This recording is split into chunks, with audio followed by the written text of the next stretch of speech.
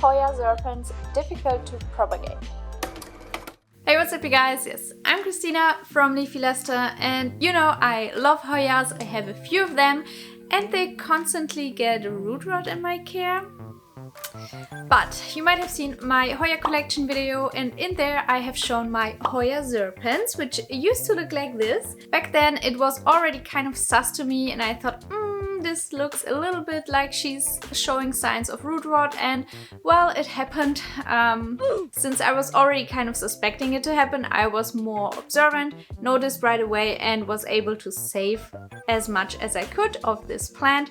So today we are talking all about Hoya Serpens propagation. Now, to give you a little bit of backstory, I have this issue with Hoya that I think I'm underwatering and then overwatering, so the plant gets root rot and is like dying. And this happens with a lot of my Hoyas. I don't know what it is, because after I propagate them, they are fine. It's just like when I get a new Hoya, it's very likely that she'll get root rot and I'll have to restart her at some point. It's just a ritual, I guess. I don't know. Anyways, this plant was pretty sus for a while now, so I checked on it. It got root rot. The leaves started yellowing and falling off. So I said, enough is enough. It's time to act fast and propagate. I chopped off all of the growth of the plant and all of the vines and stems and whatever. I tried to save as much as I could. I used two different ways of propagation. They both seem to work fine, so I wanted to share today.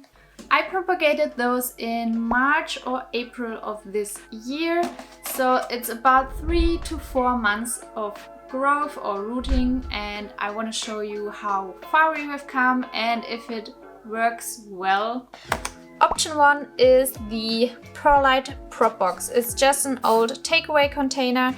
You can see the condensation on the lid, and I just filled it with some perlite and added all of my cuttings on top. Kept it moist and bright. We can see a ton of little aerial roots, new growth on here, new little baby leaves as well. Second method I used is Leca, so you can see I just used those clay pebbles down here. This is an old pot I've got from a hydroponic system, and I think this one went extremely well. You can already see it just looks like a little baby plant. You see all this new growth on here. The roots on this thing are absolutely mad. They are growing through those little holes. There's already offshoots growing out of these holes. I will have to damage those taking it out. And I think for like 3 or 4 months of growth and rooting time, these look extremely well. If you compare the two, I would definitely suggest Leca going forward. I think the plants grew faster, nicer, overall more growth on the cuttings. But a prop box like this is just really nice. You can set it up once and then forget it basically, and eventually pot all your cuttings. And this is exactly what we are going to do now. Getting the soil ready. And some little pots to plant them in.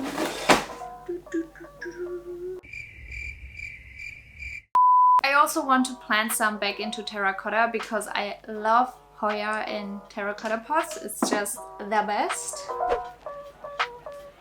Okay, we're in business. So, technically I could keep the Hoya Serpens in this Leca forever, I guess. I would just need to use fertilizer with watering, but I'm just more the soil kind of girl, so I'll try once more with soil.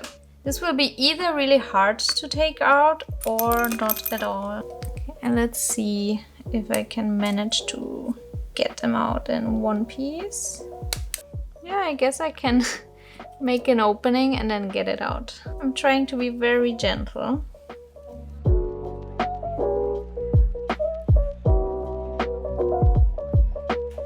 Yay! So I ripped a few of the roots that were on there, but I think all in all it went well. Substantial root system. It looks really good, really healthy. And you can see that the leca, or better said, the roots attached to the leca. And I will not remove that, I think. Most of it can stay on. got my terracotta pot. I'm going to use my general aeroid mix as always, just some orchid bark, perlite, cocoa coir, some worm castings. This time I have Osmocote slow release fertilizer in there as well. Yeah, and some general like soil. Getting it in there. Filling it up with soil.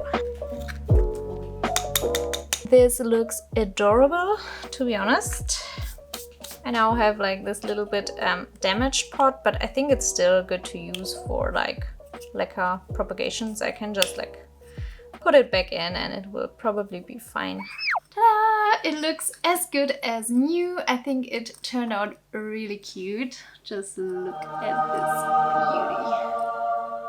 I hope it keeps growing just as nice as it did in pure Leca, but I'm pretty optimistic. The roots look great.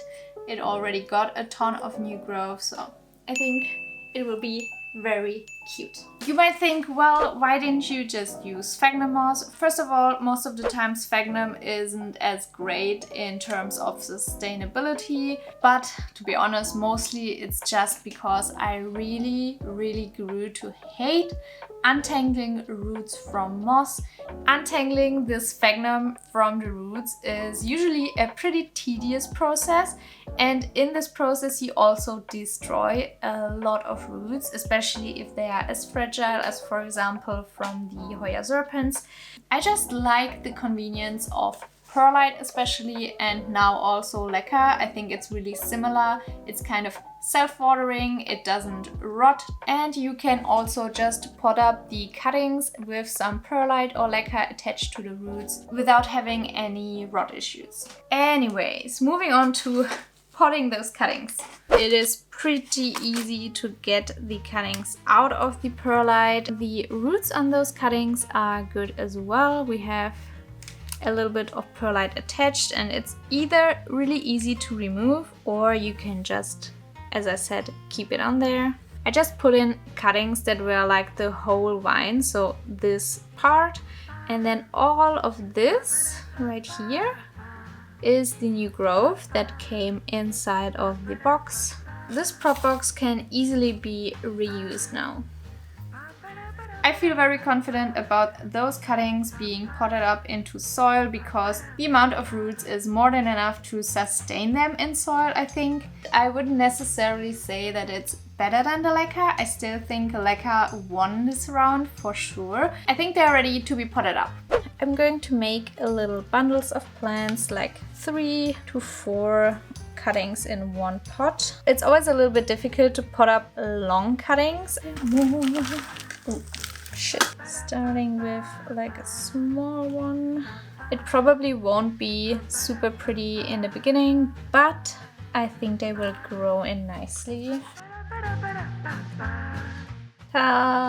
Okay, so these are really hard to pot up. I don't know, it's just, it looks really awful. So it's really difficult to cover up all of the roots, but not cover up all of the leaves and stems. So it was way more easy with those cuttings. So that's maybe another plus point for the Leca. Kind of stressful, not gonna lie.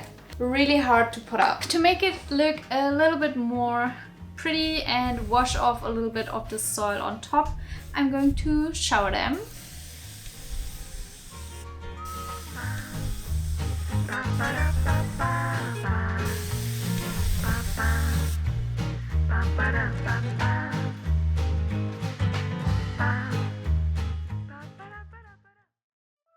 I want to make sure that all those cuttings keep growing nicely and feel good, so I will now put them into my prop box where there is high humidity, good lighting and warmth, just to give them the best possible start to soil life. In conclusion, Hoya Serpens might be difficult to care for, but is definitely not difficult to propagate.